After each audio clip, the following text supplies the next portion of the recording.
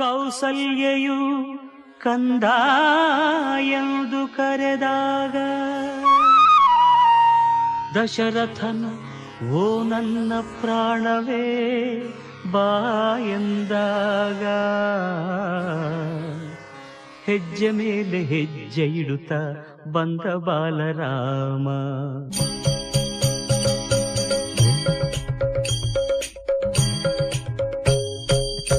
ಹೆಜ್ಜೆ ಮೇಲೆ ಹೆಜ್ಜೆ ಇಡುತ್ತಾ ಬಂದ ಬಾಲರಾಮ, ಹೊಂದ ಗೆಜ್ಜೆನಾದದಿಂದ ಮೋದ ತಂದ ರಾಮ. ಯಾರ ಪುಣ್ಯವೋ ಯಾರ ಭಾಗ್ಯವೋ, ಯಾರ ತಪಸ್ಸಿನ ಫಲದ ರೂಪವೋ ಶ್ರೀರಾಮ ಜಯ ರಾಮ.